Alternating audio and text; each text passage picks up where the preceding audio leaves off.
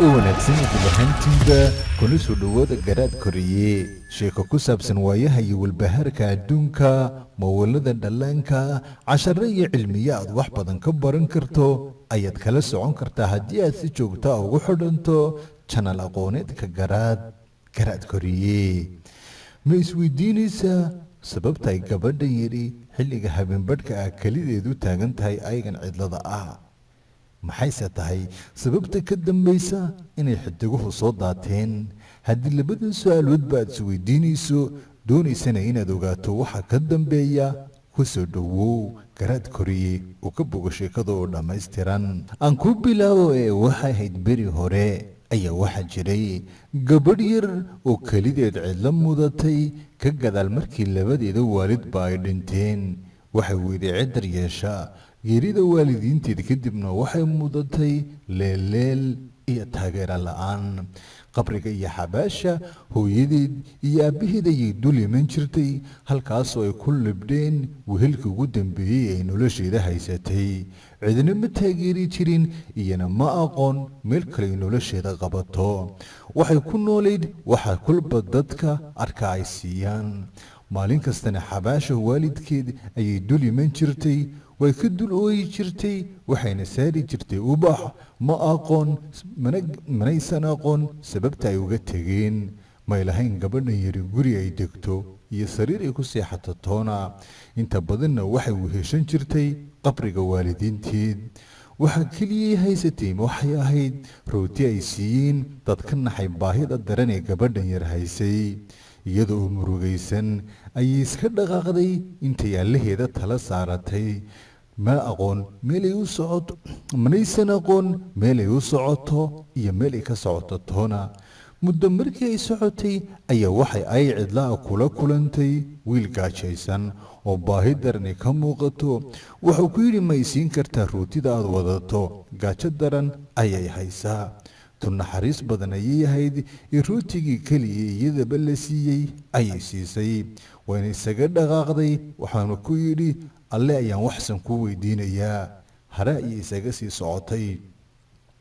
meel kale markii marayso ayay la kulantay isna wiil kale oo cidlo taagan caleemo iyo roob ku daadanaya oo xanuun iyo elerji keliya yahay ayaa ciilay wuxuuna weydiistay inay siin karto koofiyad oo ku xidho dabaysha dhacaysa tii keliya ee xidhnayd ayay gabadhan yari siisay waxay ahayd tu naxariis badan inkasta oo aysan iyaduba waxba haysanin meel kale oo isla ayada ka mida ayay kula kulantay gabadh yaroo dayacan oo feedho qaawan waxayna u bixisay funaanadii keliya ahayd ee ay xidhnayd si ay dhaxanta uga gashato kadibna waxay la kulantay wax yar kadibna waxay la kulantay wiil kale oo isna aan haysan surwaal uu gashado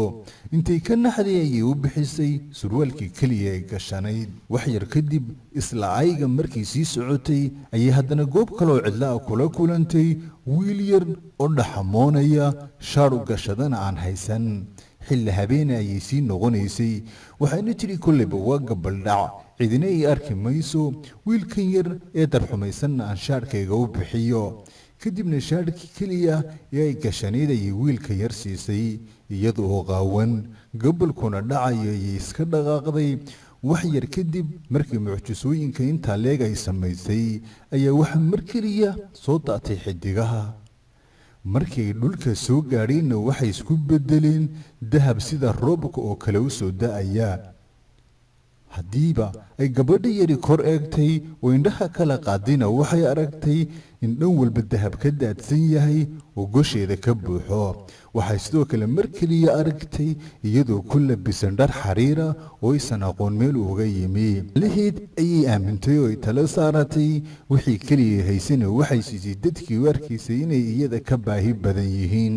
waxayna gabadhii yarayd ee darxumada iyo murugada la ciilanayd ay noqotay tan ugu taajirsan deegaanka ay ku noolayd waxay abaalmarintan heshay markii ay iska ilowday dhibta iyada haysa oo ay ka naxday dhibta ummadaha kale hay sheekada tanna waxaan daawada ka baranaynaa naxariista iyo isku damqashada dhexdeena abaalka aan ku heli karno sidaasna waxaad ku ogaatay xigmadda ka dambaysay gabadhii yarayd ee kelideed ayga taagnayd iyadoo qaawan haddii sheekadani ku cajabisay ta ku xigtana aad doonayso inaad daawato isla janalkeena garaad koriyo ku xidhan oo subscribe iyo like saar tale iyo tusaalena nooga teg oo noogu reeb qaybta kommentiga tan iyo sheekada tan ku xigta nabadgelyo waqtigu ha idin wacnaado